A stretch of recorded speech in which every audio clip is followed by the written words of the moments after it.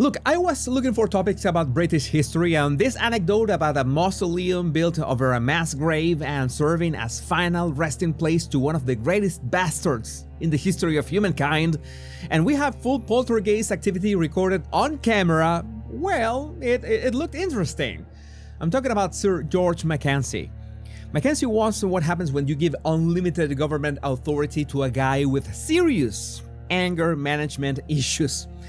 Think of him as the prototype for every sadistic middle manager you have ever encountered, except instead of making you work on weekends, he could legally have you tortured to death.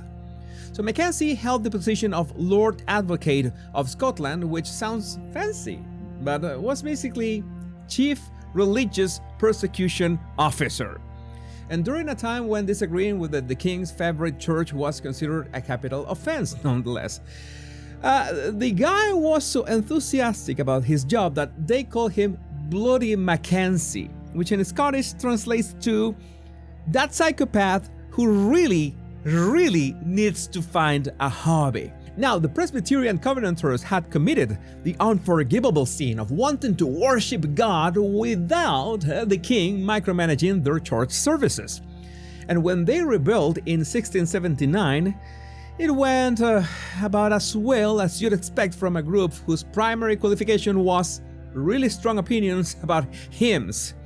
And this is where Mackenzie stepped in and basically said, you know what the situation needs? A systematic approach to human suffering. Mackenzie rounded up over 1,200 prisoners, men, women, and children whose crime was attending the wrong church, and marched them to a field that would later become Greyfriars Kirkyard. But at the time, it was just an open field, which Mackenzie decided to convert into what can only be described as a prototype for every atrocity that would follow in human history. For months, Mackenzie turned torture into a bureaucratic process. This was not heat-of-the-battle violence or spontaneous cruelty. This was methodical, systematic brutality. He had people starved, beaten, mutilated, and, of course, killed with the kind of attention to detail usually reserved for tax audits. And if anyone tried to escape, which they did because, basic math suggested that they were all effed anyway, Mackenzie would have them captured, beheaded, and their heads mounted on spikes around the perimeter of the field, because apparently regular intimidation tactics were not cutting it. And he needed to add some decorative flair to his outdoor torture facility.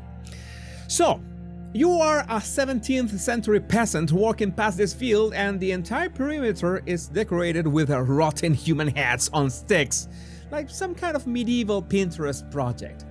That is the kind of aesthetic choice that really sends a message about your commitment to the work.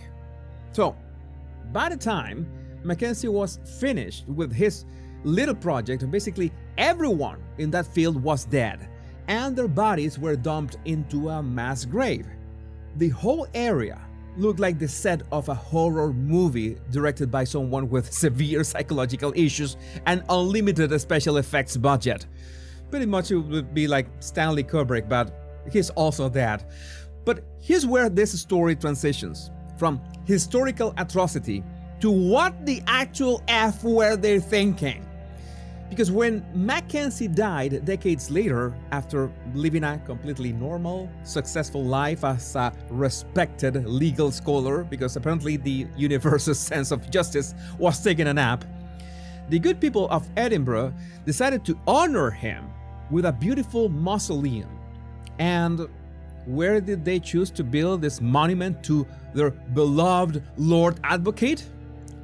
Directly on top of the mass grave of all the people he had murdered. I want you to really think about this decision for a moment. Someone looked at a field full of torture victims and said, "You know what this place needs? A fancy tomb for the guy who killed all these people." It's pretty much like building a Hitler mausoleum in the middle of Auschwitz.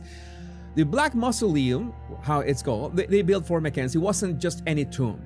It was an imposing stone structure that basically screamed, "Here lies someone who definitely belongs in hell, but we gave him a really nice house instead.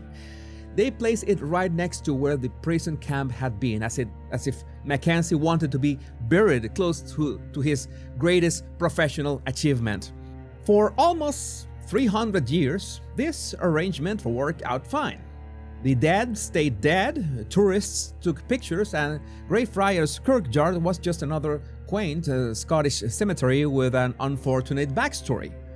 It was like a serial killer's basement that had been converted into a charming coffee shop. Creepy if you knew this history, but generally harmless. All that changed in 1998. And this is where our story stops being about bad historical decisions and starts being about why some problems compound interest over centuries. A homeless man broke into the Black Mausoleum, probably looking for shelter, and he fell through the floor into one of the original mass burial pits. Think about that for a second. You're looking for a place to sleep, and you accidentally fall through rotting floorboards into a pit full of 300-year-old skeletons who died screaming the name of the guy whose tomb you just broke into. I wish I was making this up. The man climbed out and fled, which, in retrospect, seems like the only rational response to discovering that your potential shelter is actually a multi-level death storage facility. But apparently, disturbing Mackenzie's eternal rest was like hitting a reset button on a 300-year-old grudge that nobody realized was still pending. Almost immediately, visitors to the cemetery began experiencing what can only be described as customer service from hell. Not your typical ghost story BS of mysterious cold spots or creaky doors. No. We're talking about aggressive paranormal activity that would make the Amityville Horror House look like the It's a Small World ride. People started getting physically attacked by something they couldn't see. Scratched, burned, bruised, bitten, pushed, even strangled. These were not I felt I presence experiences. No, this were people leaving the cemetery looking like they had been in a bar fight with an invisible Scotsman who was still really pissed about events from the 1600s. The attacks were so frequent and so violent that word spread quickly through Edinburgh. This wasn't just one or two people claiming spook experiences. This was hundreds of documented cases of people receiving actual physical injuries from encounters with something that shouldn't exist. The cemetery was basically generating its own Yelp reviews, except instead of complaining about overpriced coffee, people were posting photos of mysterious bruises and asking if, does anyone here know a good exorcist? Because over 500 documented attacks happen. 500. That is not a hunting. That is a supernatural crime wave with a single perpetrator who had been dead for centuries. So the local government found themselves dealing with a problem that is not covered in any municipal management handbook. What do you do when one of your tourist attractions is actively trying to murder the tourists? So city councils are prepared for a lot of things. Potholes, sometimes. Drunk tourists pissing on monuments, but let me see. What? Murderous ghosts of 17th century prosecutor terrorizing visitors with physical violence? No, well, that falls outside the scope of normal civic responsibilities. So by 1999, the situation had escalated to the point where people were being found unconscious outside the mausoleum with no memory of what happened. So the city council had a meeting and essentially said, okay, this is beyond normal government solutions. Time to call in a specialist. So they did something that no rational municipal government should ever have to do. They hired a professional exorcist. Let me repeat that. The Edinburgh city government in 1999 officially hired someone to banish a ghost. This actually happened. There are records. A democratically elected government looked at their budget and said, oh yeah, we need to allocate funds for supernatural pest control. So the man they hired was a 66-year-old minister named Colin Grant, who claimed to have psychic abilities in addition to his regular religious credentials. Colin was basically the spiritual equivalent of a hazmat specialist, and you call him when you have a problem that's beyond normal human expertise and potentially lethal. So on a November night in 1999, Colin arrived at Greyfriars Kirkyard accompanied by a journalist and photographer from a local newspaper. Because apparently someone thought, oh yeah, if we are going to attempt municipal ghost banishment, we should probably document it for posterity. Or postcards, tourism. So Colin's original plan was straightforward. Go into the Black Mausoleum, confront Mackenzie's spirit directly, and banish it through the power of prayer and holy water. It is the kind of plan that works great in movies and terrible in real life, especially when you're dealing with the ghost of someone whose hobby was perfecting new torture techniques. When Colin actually reached the mausoleum and felt what he described as waves of pure malevolence, radiation from the building, he realized that he was dealing with something far beyond his usual spiritual house calls. Standing in front of the tomb, where George Mackenzie's name was carved in stone, Colin felt his heart rate spike and made a command decision that probably saved his life. He decided to try a completely different approach. Instead of confronting Mackenzie head-on, Colin attempted something much more ambitious and potentially more dangerous. He decided to try freeing the spirits of all the Covenanters who had been tortured and killed in that field, hoping that liberating these trapped souls would break Mackenzie's power. So for hours, Colin walked in circles in the field where the original massacres had taken place, chanting prayers and performing what can only be described as freelance exorcism. The journalists watched in confusion as this man appeared to be having intense spiritual conversations with empty air in the middle of the night. And according to Colin, he successfully freed over 200 tortured souls that night. 200. But the problem is that there were hundreds more that needed liberation, and he simply didn't have the strength to continue. He was physically and spiritually exhausted from what he described as one of the most intense supernatural encounters of his career. At 2 a.m., Colin announced that he had failed, so they started walking out of the cemetery. But then something happened that would turn this failed exorcism into documented evidence and prove that some things are worse than failure. Just as they were leaving, Colin suddenly stopped and said he felt compelled to try one more time. He pulled out 12 candles from his backpack and arranged them in a circle on the ground in front of the all-Gothic church, creating what amounted to a supernatural arena for a final confrontation. What happened next was witnessed by multiple people, photographed, and has never been explained by anyone. As Colin stood inside a circle of candles, holding up holy water and chanting prayers, the candles began behaving in ways that violate basic physics. They started flickering intensely despite the complete absence of wind. Colin sensed something responding to his spiritual assault and turned to face the Black Mausoleum directly, chanting louder and louder.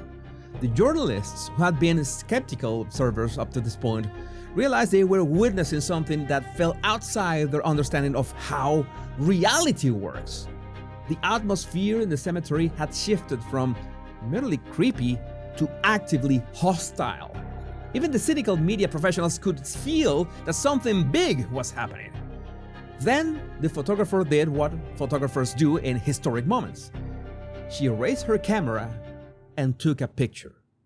The flash illuminated the entire scene for a split second, and in that moment, Colin collapsed to the ground. He was barely conscious, repeatedly muttering, "This is going to kill me. This is going to kill me. This is going to kill me." But the photographer wasn't paying attention to Colin's collapse. She was staring at her camera display, at the image that she had just captured.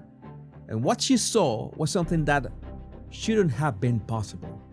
The photograph clearly shows Colin in his circle of candles, arms raised towards the Black Mausoleum. Behind him is the old Gothic church, which was locked and empty, and it had been locked and empty for the entire evening. But in one of the church windows, there is clearly a dark human figure looking out at the scene. This is not some ambiguous shadow or photographic artifact. This is a distinct, person-shaped silhouette standing in the window of a building that was supposed to be completely unoccupied, apparently watching the exorcism attempt unfold.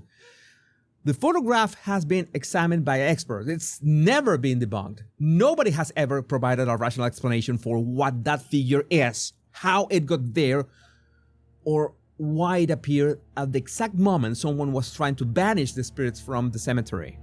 This is the kind of evidence that makes rational people very uncomfortable, because it suggests that sometimes, we don't understand as much about how the world works as we think we do. But here's the part that transforms this from unexplained phenomenon to genuinely terrifying. Colin's prediction about this killing him turned out to be accurate. Because not long after the failed exorcism, Colin Grant died unexpectedly. His death was medically inexplicable. A healthy 66-year-old man with no apparent health issues suddenly died for no discernible reason, shortly after confronting whatever supernatural forces were operating in Greyfriars Kirkyard. It's like the cemetery itself had marked him for death, and his prediction was less prophecy than simple recognition of what was about to happen to him. The good thing is that from that night, the cemetery attacks stopped completely and... the attacks did not stop. If anything, they got worse after the botched exorcism. The photograph seemed to document not the end of the haunting, but its escalation into something more aggressive and more dangerous. People continue to visit Greyfriars Kirkyard and live with unexplained injuries. The attacks have become so frequent and so severe that the city council eventually sealed off the area around the Black Mausoleum. You can only visit it now through special guided tours, because apparently a municipal government looked at the situation and said, this tourist attraction is too dangerous for unsupervised tourism. So think about that for a second. A city government officially acknowledged that one of their historical sites is too haunted for public access. The cemetery is now considered one of the most actively dangerous haunted locations in the world. George McKenzie's spirit, or whatever is operating under his name, is regarded by paranormal investigators as one of the most malevolent and physically aggressive entities they have ever encountered. And here's what makes this story truly unsettling. It makes perfect sense. If you were going to design the ultimate haunting from scratch, you'd want someone who genuinely enjoyed causing suffering. You would want him buried directly on top of his victims with centuries of accumulated resentment and unfinished business. You would want the kind of person who would see an exorcism not as a spiritual intervention, but as a personal challenge, and who would respond to attempts at banishment with escalated violence. You would want someone whose entire professional career was built on systematic cruelty, who had spent years perfecting new ways to make people suffer, and who had been rewarded for his crimes with a beautiful monument placed right next to his victim's unmarked grave. So George McKenzie spent his life turning human suffering into a bureaucratic process, and death appears to have given him new tools to continue his work. He's not just haunting a cemetery. He's operating a supernatural torture facility that happens to be located in one of Edinburgh's most popular tourist destinations. But at least we got a nice picture that makes for great postcards. I would like to know what you think about this in the comments. Remember to get my merch right below this video. My name is Jesus Enrique Rosas. I'm the Royal Rogue. Much love and bliss.